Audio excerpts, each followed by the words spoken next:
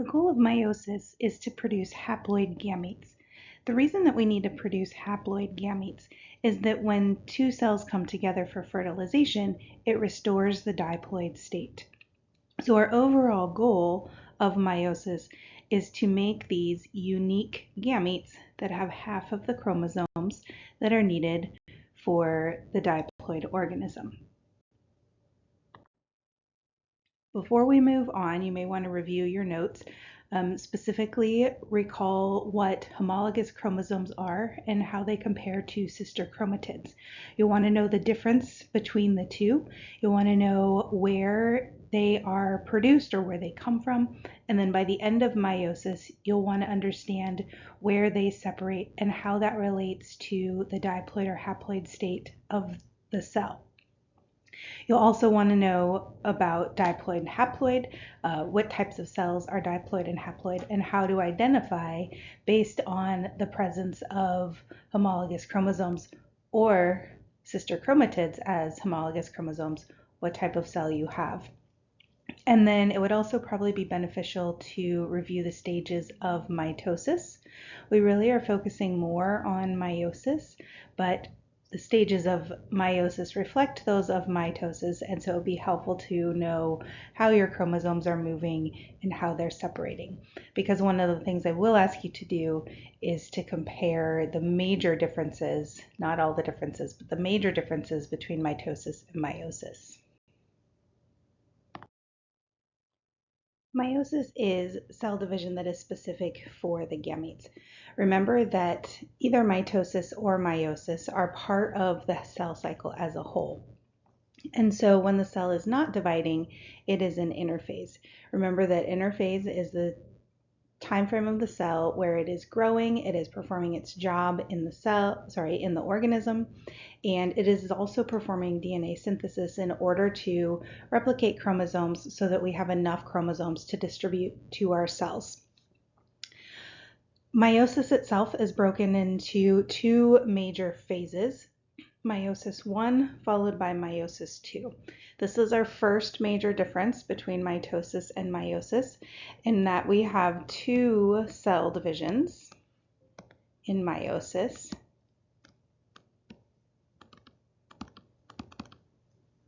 And those cell divisions result in a total of 4 daughter cells.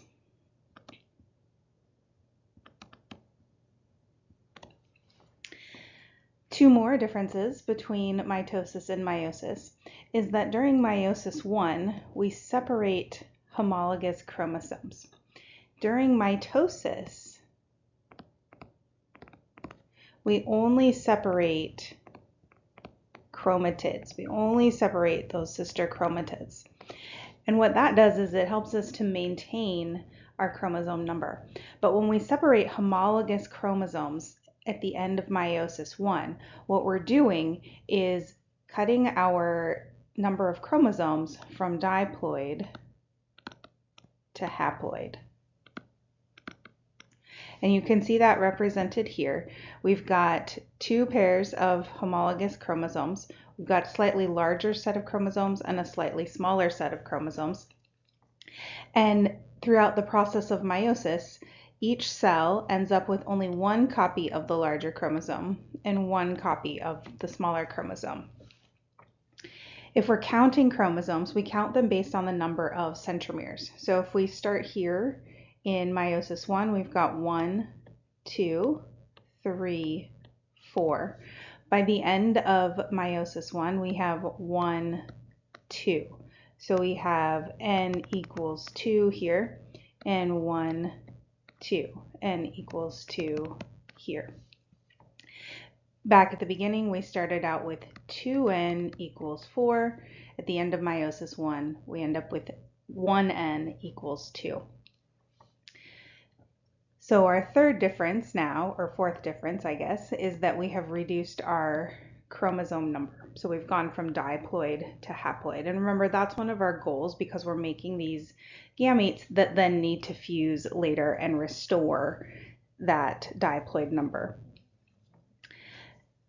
Meiosis 2 is essentially the same thing as mitosis, except that we start with single chromosomes instead of chromatid chromosomes. And when we separate those, we still, because we're similar to mitosis here, we're going to maintain our chromosome number from the end of meiosis 1. So at the end of meiosis 2, we maintain n equals 2, and we can count that here, 1, 2, 1, 2, 1, 2, and 1, 2. Notice that each of these cells are a combination of one of each of the chromosomes. So we've gone down to haploid, we've got one version of each chromosome, and then we are ready to go for fertilization. We're mostly going to focus on the things that happen in meiosis 1. I'm going to assume that you recall the stages from mitosis, and I'm only going to hit the highlights of what is different. We have all the stages of meiosis 1. It would probably be a good idea to sketch this out. Just some quick sketches are fine. When we do our lab on cell division, we'll get some more detailed images. But I would suggest that you either pull out your handouts with all of the stages on it. It should be this handout. And take some notes or write notes separately. It would probably be helpful to use some different colors just so you keep track of what's going on. So we've got meiosis 1 here. You'll recognize that we've got prophase with our chromosomes condensing, spindle fibers forming, late prophase, or what we would probably call prometaphase in mitosis is continued reduction of that nucleus. And then the spindle fibers are moving towards the poles. Major difference here in prophase, we have our chromosomes lining up and forming what we call tetrads. We'll talk about that in just a second, but this is where our homologous chromosomes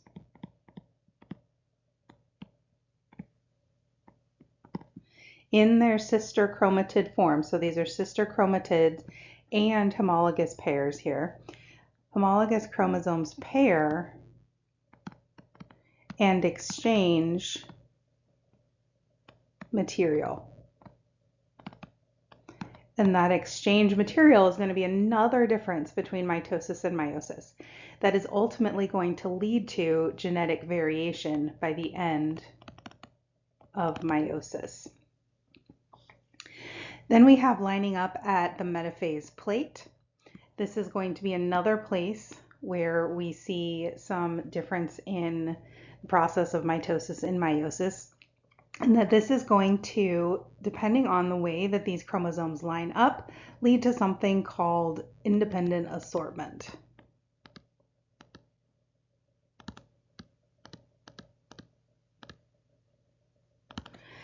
And the process of independent assortment is actually going to shuffle up our chromosomes from the parents. So we'll get into that as well.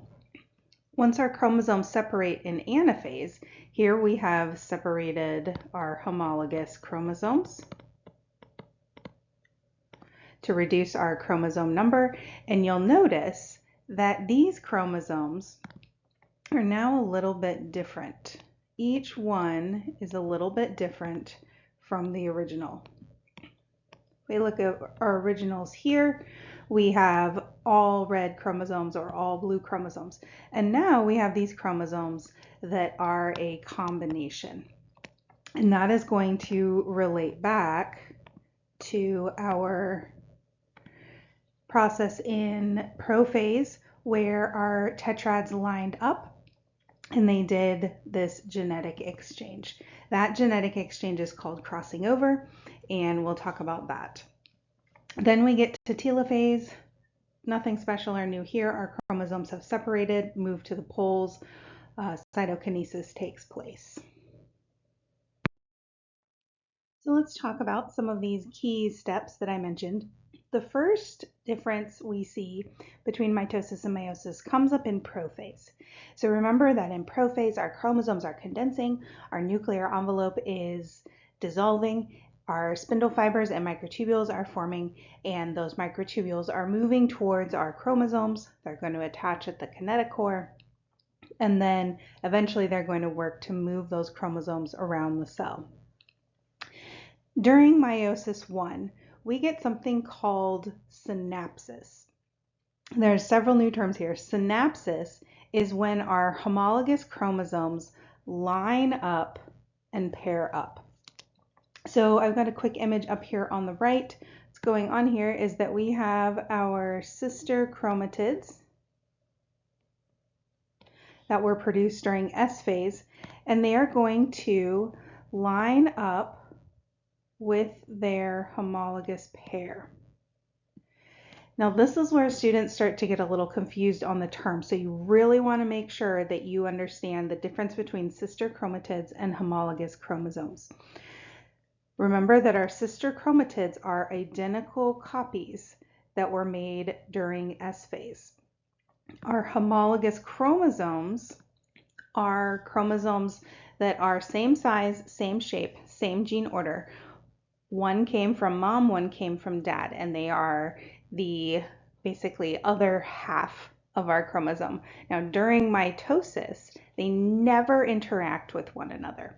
We've got our sister chromatids, but the homologous chromosomes never line up or pair.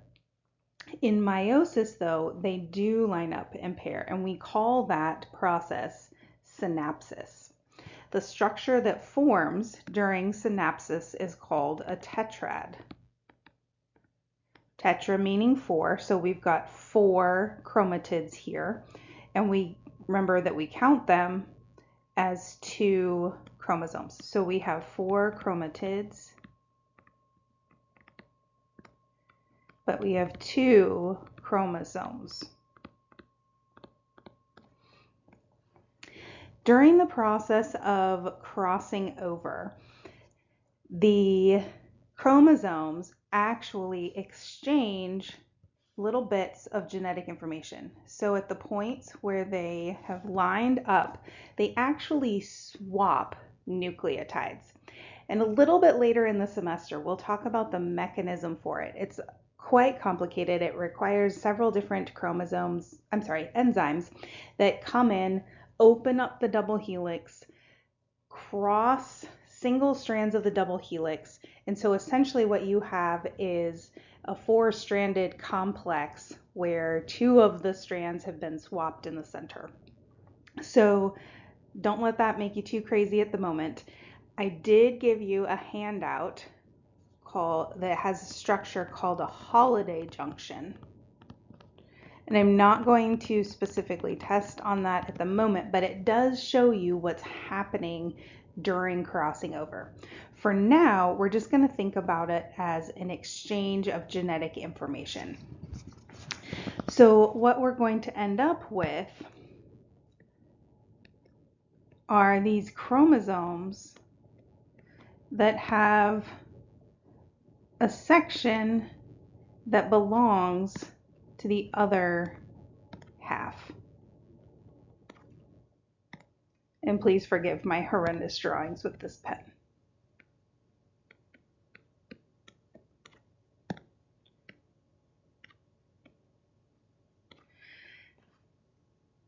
So this is not a perfect rendition of what's happening.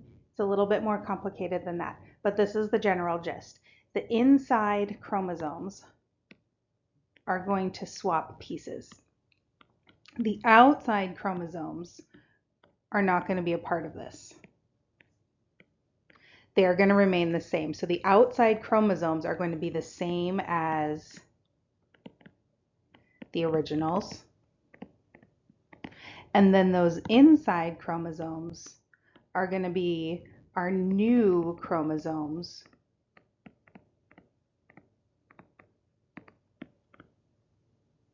that have those new pieces. One more thing I wanted to say before I move on and we look at another picture of this is that when our chromosomes line up and exchange information in the cells, they don't just do it at the tips. They can actually line up inside the cell and exchange at any point along the center where they meet. And they'll actually do this multiple times. So in Biology 101 and then here, we usually draw it for simplicity as the tips crossing. But really, they cross at multiple locations, and what you get is this truly unique chromosome with many pieces that have been exchanged. You can actually disregard this slide. I got ahead of myself a little bit. We'll talk a little bit more about crossing over later in the semester. Right now, we're going to move on to our next difference, which occurs in metaphase. By the end of prophase, our chromosomes are attached to their microtubules and they are moving towards the metaphase plate. At the metaphase plate, our chromosomes line up with their centromeres in the center, and they are oriented so that when they get pulled towards either side, they're going to separate our homologous chromosomes. So what's going to happen here is that the centromeres are going to be lined up all along the middle. Now the arms are kind of flopping about a little bit. Depending on the image that you see, they're going to be kind of a mess.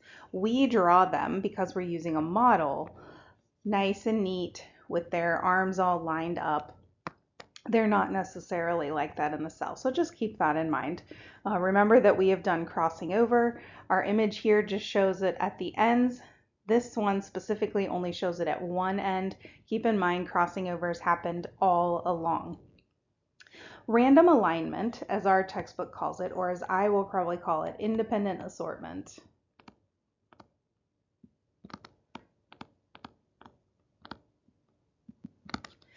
is the arrangement of chromosomes along the metaphase plate. Now, there are several different terms. In genetics, in Mendelian genetics, we call this independent assortment, and we associate this with a dihybrid cross. Now, that's not important at the moment, but for what we're going to call it, it's a little bit important. I learned this as independent assortment, and then in Mendelian genetics, we talk about independent assortment of alleles, and so that is the term that I will continue to use just out of habit. Our textbook uses the term random alignment of chromosomes. Now, that is a much better description of what's actually happening here.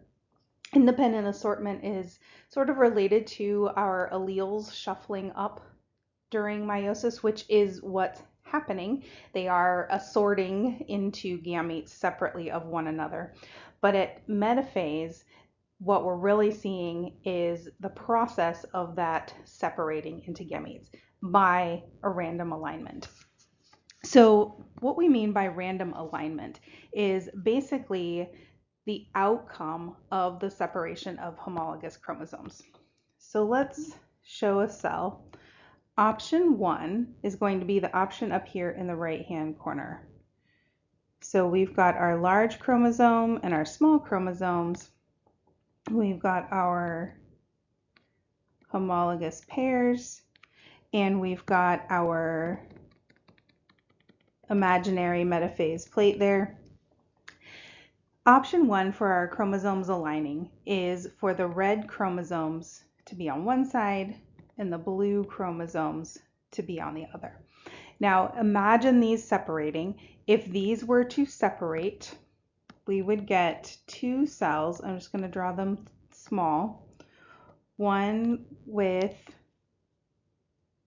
our red chromosomes and one with our blue chromosomes. I made that really tiny for a reason. Okay, the other option is that our chromosomes line up a little bit differently.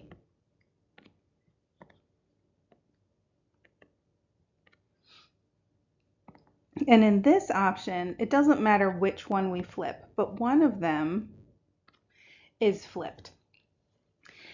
And so what's going to happen is that we're going to end up, when these separate, with a different set of chromosomes together.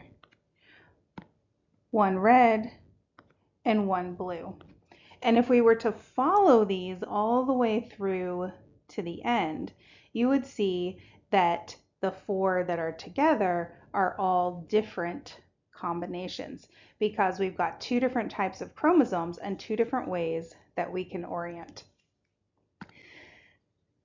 I just want to point out really quickly that if we draw this opposite,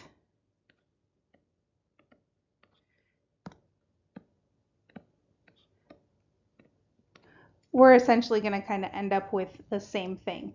So these 2 are equal, but these 2, these 2 are not equal. They're not going to give you the same result. Our cell here has only 2 sets of chromosomes. But imagine if we had all 23 sets of chromosomes and there were 2 directions for each one. We would have 2 to the 23 possible chromosome combinations. Because either pair could be in orientation 1 or 2, and then the next one could be in 1 or 2. And every single time our gametes line up, they're going to line up in a different combination. And so this is a major source of genetic variation. In this process, we are shuffling entire chromosomes.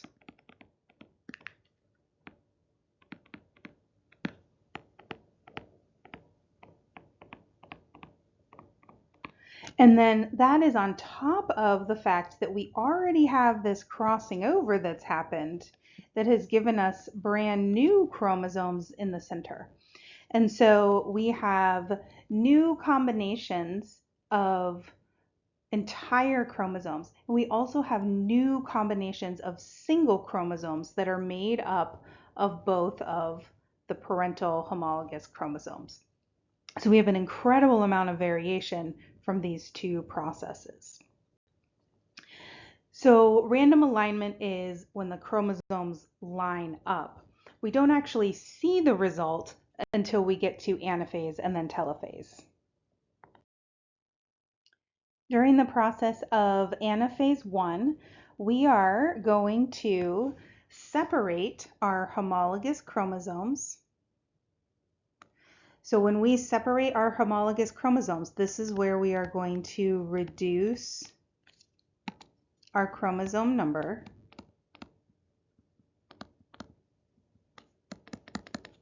from diploid to haploid. So in this cell that we have going here, that's going to be 2n equals 4 down to n equals 2. If this was human cells, it would be 2n equals 46 down to n equals 23. And we could calculate this for any diploid organism. And then we've also got our homologous chromosomes being randomly distributed. So there are 3 things happening here. We've got our chromosome number reduction, we've got our random distribution of chromosomes, and remember that we've already got our tetrads that have crossed over. So we've got 3 ways that our resulting cells at the end of meiosis 1 are going to be different genetically than our beginning cells at the beginning of meiosis. After anaphase is finished up, the cell will go through a telophase where the telophase where nucleus will reform, cytokinesis will happen. Then our cells are going to enter something called interkinesis. Interkinesis is the period between meiosis 1 and meiosis 2. Before we dive into meiosis 2, I just want to point out that the phases are going to be exactly the same. Chromosomes are going to move in exactly the same manner. Meiosis 2 is essentially identical to mitosis. The only difference is that we are starting with single chromosomes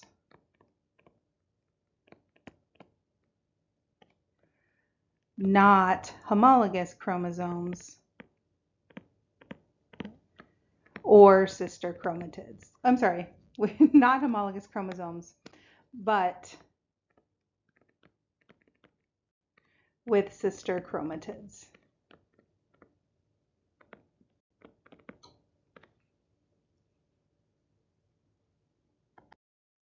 Depending on the cell type, some cells will just proceed directly from the end of telophase right into prophase of meiosis II.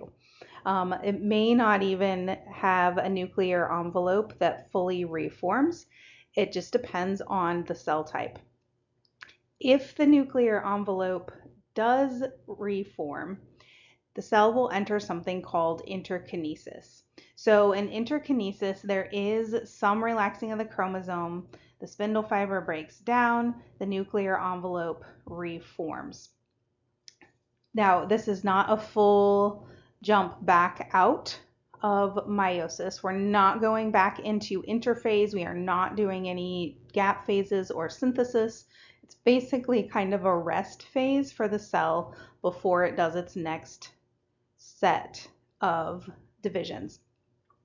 Other cell types will just proceed directly from the sort of end of telophase without fully reforming and just kind of smoothly transition into prophase.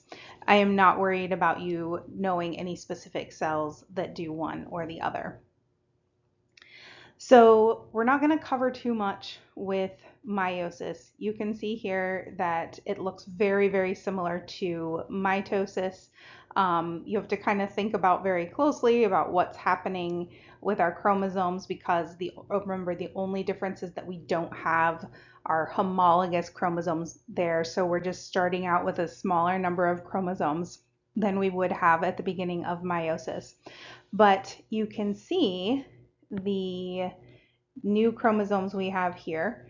We have the pieces where they have crossed over, and when they pulled apart in anaphase, piece of the other chromosome went with it. And so now we have these unique chromosomes. At the very end, we end up with 4 unique daughter cells.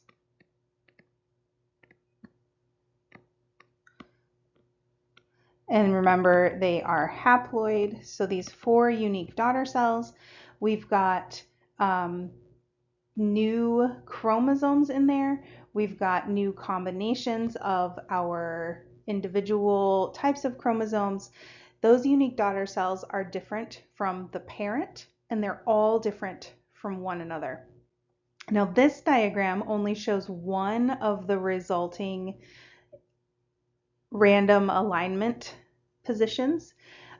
We could have very easily had 4 different ones here if our chromosomes had lined up differently.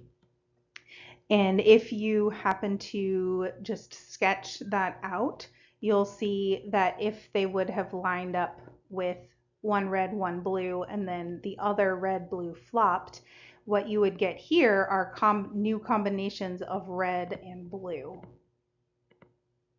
chromosomes. So every single time that meiosis happens, we're getting new crossing over events. We're getting new alignment events. This is why our sperm and our eggs are different every single time. Our last 3 slides here are just summaries. These are either handouts that I've given you or tables in your textbook that you can refer to.